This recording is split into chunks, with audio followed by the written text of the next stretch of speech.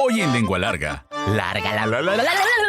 María, ya llegó don Pablito. A lo lejos se divisaba una polvareda, misma que siempre traía buenas o malas noticias, y entre los montones de polvo apareció triunfante un camioncito amarillo, cargado de pasajeros, maletas y el tan esperado costal de color blanco, que en esa ocasión se miraba flaco, como que traía poca cosa. A pesar de los 10 centímetros promedio que mide una lengua humana, todos somos lenguas largas. Nos encanta el chisme, nos gusta contar historias. Y qué mejor, aquellas que hablan de comida. Donde la lengua es parte importante de la deglución, masticación y sentido del gusto. Esto es Lengua Larga, el podcast donde el chef Juan Ángel te cuenta historias de cocina, consejos y recetas. ¡Comenzamos! ¿Cómo están, Lengua Largas? Bienvenidos al episodio número 66. Sí, episodio número 66. Me da mucho gusto que se reporten, me da mucho gusto que envíen mensajes y voy a empezar rápidamente leyendo cada uno de ellos. Sagrario Valdés dice, ya escuché el episodio de las pitayas, fue el pasado, el 65, porque mis papás son de Carbó y es muy cierto. Lo que dices de los pitalleros es gente que quiere que les des más barato y la verdad es una friega su trabajo. Sí, hablábamos de regatear, de que no regateen, por favor. Si son gente que se proclama educada y fina y elegante y demás, no regateen, por favor. Me encantan sus podcasts, me declaro lengua larga, dice Marta Escudero. Saludos a Marta Escudero. Hasta Chihuahua envío un saludo a Gloria. Me encantan las historias que comparte.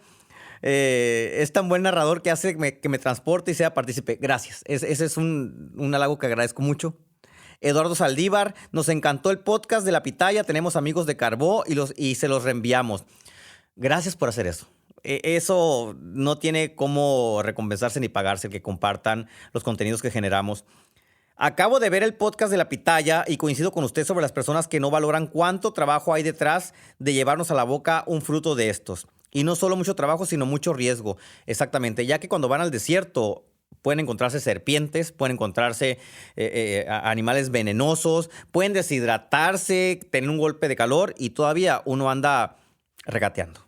Gracias a Venus que nos envió este mensaje. Y también quiero agradecer a Alma Gabriela Lugo.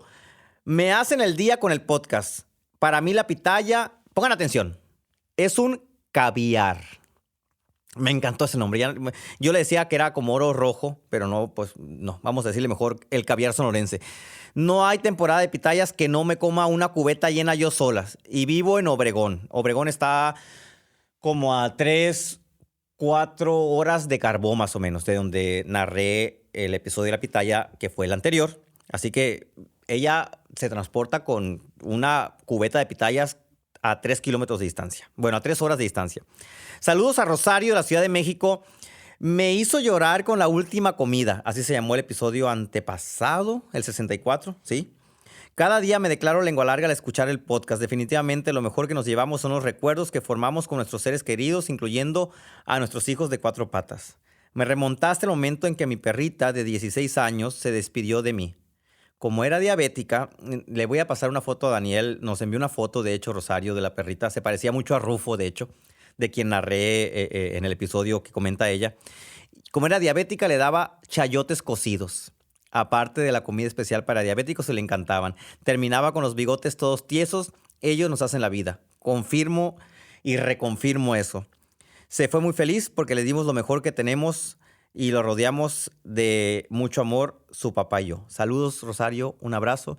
Y yo estoy seguro, no sé por qué presiento que ayer, precisamente, paréntesis breve, hablábamos, mi casi marido y yo, de que le decía, nos iremos a encontrar en la otra vida. O sea, las almas, a lo mejor me meter en temas escabrosos de religión, pero las almas cuando ya se despeguen del cuerpo, que estemos muertos y estén en el otro plano, que para mí es el cielo, ¿sí? Porque el infierno no existe, ni el purgatorio, y todos los católicos ahorita encima de mí. Pero no, Dios es tan grande que no puede existir el infierno, pues es una incoherencia.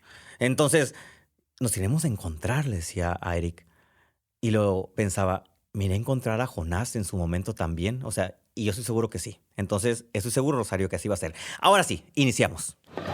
¡A picar cebolla! Lengua larga, la. Es que Daniel, bueno, ahorita que estamos hablando de cómo los hermanos, hijos, primos de cuatro patas, porque en mi casa no son perros, bueno, si nos referimos a esa parte, porque pueden ser gatos también.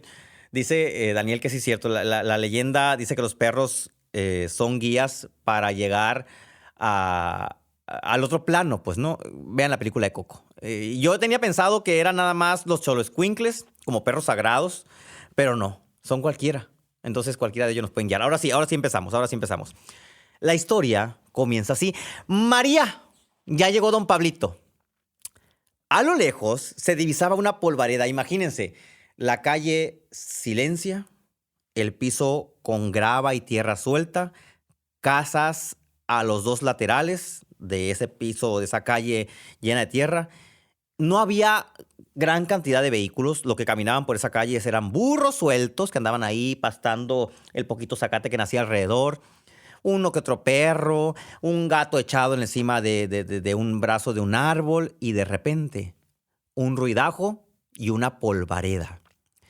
Y en ese momento, obviamente, el pueblo, San Pedro la Cueva, capital del mundo, entraba pues en alarma, ¿no? Porque se escuchaba un zumbido del camión con ese mofle tan viejo y aparte el mofle levantaba más polvo todavía por la parte trasera. Y ahí aparecía el camión, un camioncito amarillo que manejaba don Pablito. Y don Pablito traía ese camión de Hermosillo, y llevaba el camión de Hermosillo, mejor dicho, porque nosotros estamos en Hermosillo ahorita.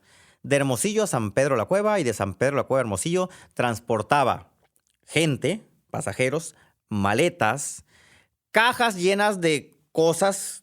Cuando venían a Hermosillo, pues de tortillas, frijoles y demás. Y cuando iban de Hermosillo hacia San Pedro, pues llevaban víveres que a lo mejor no había en el pueblo. Pero dentro de todo eso había algo que la gente esperaba con muchas ansias. Y era un costal. Y ese costal era un costal blanco que su destino final no era donde se bajaba toda la gente. El camión se paraba, ¿sí? Descendían los pasajeros con sus maletas, cajas, etcétera, ahí en el pueblo ya que se bajaba la polvareda. Y luego el camión se iba de largo cuesta abajo hasta el fondo casi del pueblo, daba vuelta a la derecha y se iba a una colonia que se llama la colonia Sinaloa. Y en esa colonia Sinaloa había un lugar que le dicen La Redonda. Existe todavía. ¿Por qué? Porque no hay esquina. Alguien tuvo la ocurrencia de construir una casa redonda, sin esquinas. Yo no sé si era como de Feng Shui o cosa de buena suerte, mala suerte, pero yo no entiendo todavía cómo invirtieron tanto tiempo y tanto esfuerzo, porque debió haber sido, no había un arquitecto, un ingeniero, un plano, todo se hizo y es perfectamente redonda. El caso es que ahí en La Redonda estaba Chico Figueroa. Chico Figueroa era el cartero. Y don Pablito se iba hacia allá, daba la vuelta por la calle principal hacia la derecha, iba hacia el fondo, se iba a La Redonda y ahí estacionaba el camión y se bajaba con el costal blanco. El costal blanco traía las buenas o también las malas noticias, y quizá muy atrasadas, tanto las buenas como las malas, porque llegaban a través de un correo postal que había tardado semanas o meses, de camión en camión, de carro en carro, de bicicleta en bicicleta, hasta que llegaba a San Pedro la Cueva en medio de la Sierra Sonorense. Y Chico Figueroa, lo que generalmente estaba haciendo siempre el cartero del pueblo, que vivía en La Redonda, era en una esponjita, como esas que ahora venden, pero ya en un envasecito y de color rojo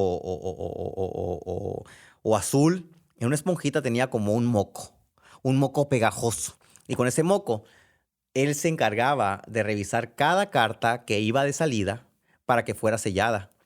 Si la persona que había ido a dejar una carta ahí no estaba bien sellada, él la sellaba una a una. Recibía el costal de cartas, ¿sí? Y él entregaba un costal de cartas de regreso. En ese momento que Pablito llegó con su costal de cartas, estaba ahí Nacho. Nacho era un chamaco como de 7 años y que llegó así barrido, ¿no? Arrastrando casi los pies y todo revolcado porque iba descalzo corriendo a dejar la carta. Y espéreme, por favor, espéreme, don Pablito. Mi mamá me va a regañar si no dejo la carta. Entonces, don Chico Figueroa, el cartero, agarraba la carta, le ponía la estampilla, cobraba 40 centavos. La estampilla costaba 40 centavos. Y la echaba al costal. Abría el costal, lo abría, le echaba la carta, lo cerraba y luego se lo daba a Pablito, el chofer, y él recibía el otro costal. ¿Sí? En esa esponjita, con ese moco que pegaba, moco entre comillas, porque no era moco, no era moco. Yo digo moco porque me refiero así como al moco de gorila, ya ven ese que se usa como para peinar a los chamacos, que es así como pegajoso y pone duro el cabello. Búsquenlo si no lo han buscado, porque deben de tenerlo como parte de su folclore y de su sapiencia de la estética, el moco de gorila. Ahí estaba, en esa esponja, había un menjurje que era parte de la tradición del sellado de cartas. Si ustedes agarran un sobre, el sobre tiene una punta, una forma de punta, de triángulo, que es donde se cierra, que es la solapa del sobre, y uno le pasa la lengua, ¿no? Ahorita ya hay sobres de sabores que saben a fresa, melón, a durazno, pero esos sobres tenían sabor a pegamento. El caso es que para no pasarle la lengua a todos los sobres, que seguramente ya les habían pasado la lengua de quien había escrito la carta, pero mal pasada la lengua, le ponía un pegamento a base de chúcata. La chúcata es un elemento que ahorita les voy a platicar más detalle, que se desprende de un árbol muy sonorense, desértico, que se llama mezquite. ¿Sí?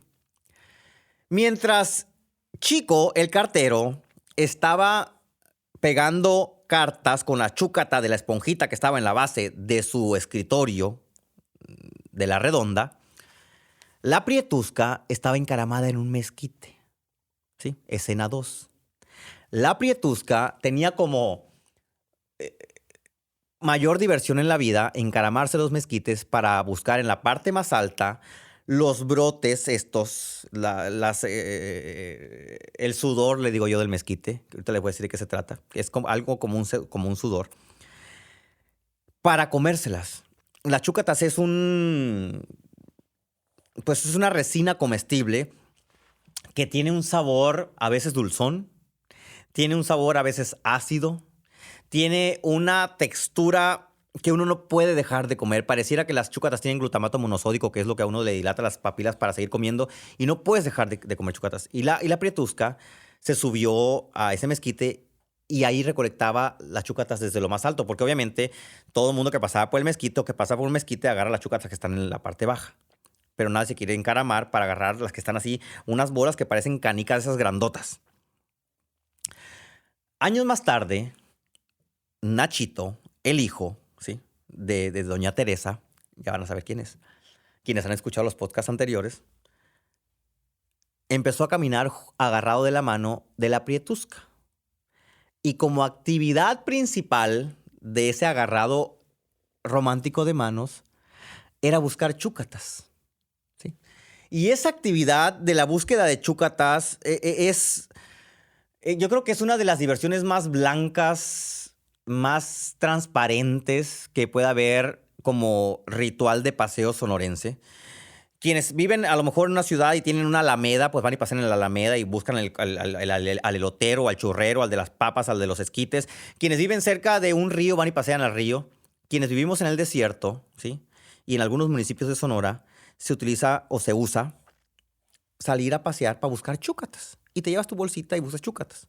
Entonces, ese niño que llevaba sobres a Chico para que le pusiera la chúcata, después se casó con la Prietusca, que era una enamorada de las chúcatas. Y de ese enamoramiento nací yo. ¿Sí?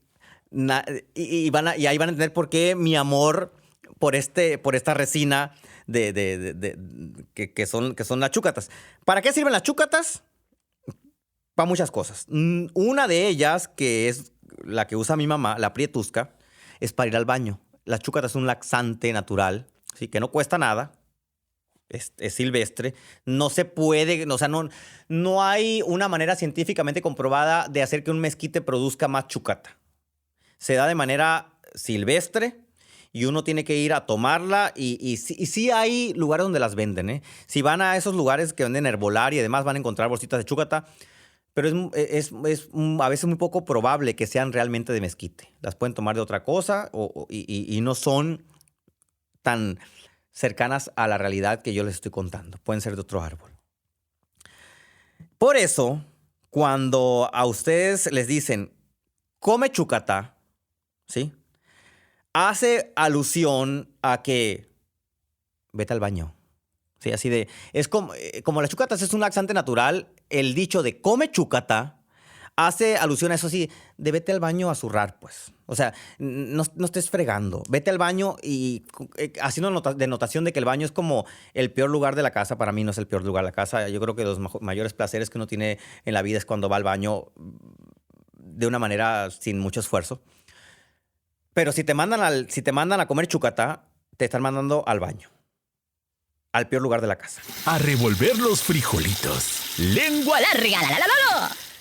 Bajo condiciones de estrés como ataques de insectos, heridas que se le hace a la corteza del árbol o temperaturas extremas como las del desierto de Sonora, donde están los mezquites, bajo esas condiciones es como salen las chúcatas, ¿sí? El mezquite, recuerden que los árboles son un ser vivo, a veces se nos olvidan, ¿no? Que los árboles son seres vivos. Y las plantas son seres vivos también, aunque no hablen. Enséñenles a los niños, por favor, que los árboles son seres vivos. Cuando tiene un periodo de estrés el mezquite, porque hace mucho calor, un mezquite puede estar en un lugar donde la temperatura se eleva hasta los 52 grados. Y en ese momento, el mezquite, para quitarse el estrés, expulsa esa resina que se forma alrededor de la corteza, por fuera, como en forma de bolitas, como burbujas. La resina se endurece y la parte de afuera de la resina se crea como una burbuja, así como de plástico o de cristal, y adentro la resina queda fresca y así melcochosa, así pegajosita, como moco de gorila, ¿sí? Y eso ustedes la ponen en su boca, por si andan en un lugar donde hay mezquites y ven eso y dicen, ay, ¿qué es eso? ¿Qué asco? No, tómenla y saborenla. Van a tener en su boca todo el sabor de un mezquite. Es como si mordieran el mezquite. Y van a decir, ay, ¿y eso qué? Van a tener el sabor de un ahumado. Cuando la gente ahuma, sobre todo ahora que anda más de moda ahumar carne y ahumar costillas, que se hace con leña de mezquite para darle ese sabor de mezquite a la comida, esa misma experiencia van a tener, pero a la infinita potencia cuando se meten una chúcata a la boca.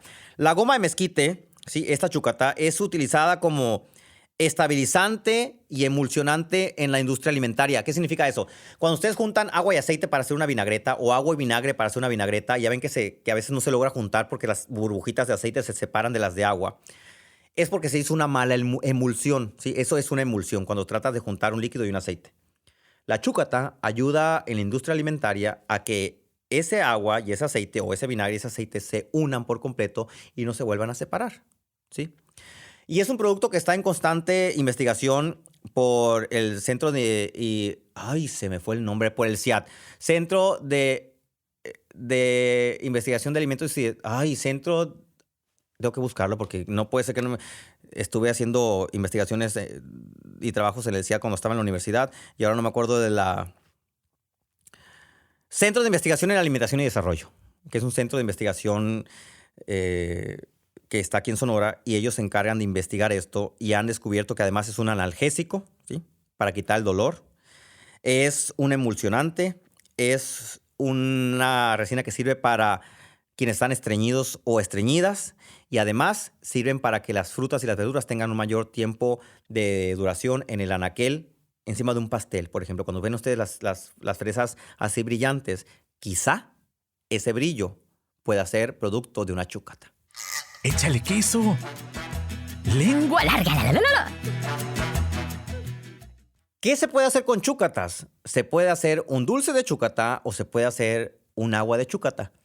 Cuando estábamos en el pueblo, que vivíamos en el pueblo, enseguida de mi casa, donde ahora es el taller de carpintería de mi papá, había un corral y en medio del corral había un gran mezquite en el que uno podía... Yo siempre soñé con tener una casita en el árbol, pero mi papá decía, no podemos poner una casita. Ponte una casita en el lomo tú, me decía mi papá. Porque hacía alusión a que montar una casa encima de un árbol era como montar una casa encima de la espalda de uno, porque también es un ser vivo.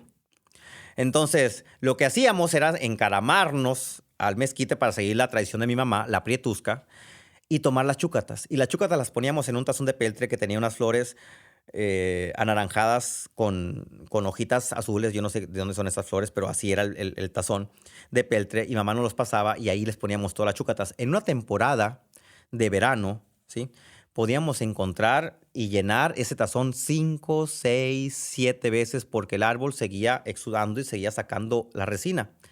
Esas chúcatas, mamá las enjuagaba, ¿sí?, y luego las cubría de agua. Les espolvoreaba azúcar y las dejaba ahí toda una noche, serenando. Y en la mañana era un jarabe que nosotros lo comíamos poquito porque si abusábamos, pues nos daba chorrillo. Pero mi mamá, que es estreñida, no estoy revelando ni un secreto, ya todo el mundo sabe porque en Instagram hasta he puesto recetas para el estreñimiento que usa mi mamá. Lo usaba y ella se la bebía. Y con eso iba al baño. Si ustedes quieren hacer un agua de chúcata, es muy sencillo. Van a tomar 2 tazas de chúcatas, las pueden comprar donde venden herbolaria. Si las chúcatas están muy duras, van a necesitar más tiempo de remojo. Les van a poner 2 litros de agua a 2 tazas de chúcatas. Le van a agregar azúcar al gusto, así como cuando le usan una limonada, y lo van a dejar reposar. No la metan al refrigerador a temperatura ambiente, no pasa nada. Si hace calor incluso no pasa nada porque la chúcata nació de un estrés postraumático del mezquite por vivir a 52 grados, entonces no le va a suceder nada si ponen el agua con las chúcatas abajo del sol. Van a esperar que se disuelva, ¿sí? Esa resina se disuelve en agua totalmente y ya que está disuelta, impregnada con el sabor del azúcar, le echan hielo, la sirven en un vaso y es una cosa deliciosa. Es como, yo siempre lo comparo con esto. Cuando le doy una mordida a un betabel, siento que estoy dándole la mordida a un bloque de tierra de una milpa. O cuando le doy la mordida a una ensalada de berros, a un taco de berros, siento que estoy metiendo la cabeza en un río. Cuando ustedes beban un vaso de agua de chúcata, van a sentir que están mordiendo un mezquite y viviendo la experiencia de estar montado en el árbol del mezquite, bajo la sombra del mezquite y admirando el paisaje. Es algo que transporta y es completamente gratuito. Bueno, excepto el agua y el azúcar que nos las van a cobrar. La primera en el recibo y la segunda en el ticket del supermercado. Hasta la próxima. ¿Ya te aceptaste como lengua larga? ¿No? Entonces espera el siguiente episodio. ¡Sí! ¡Bienvenido al club! Sigue al Chef Juan Ángel en Facebook, Instagram, YouTube, Twitter, OnlyFans. Uy, no, eso no. Busca recetas, cocina con él e interactúa. Búscalo en todas las plataformas como Chef Juan Ángel. Afila la lengua larga para el siguiente episodio. ¡Adiós!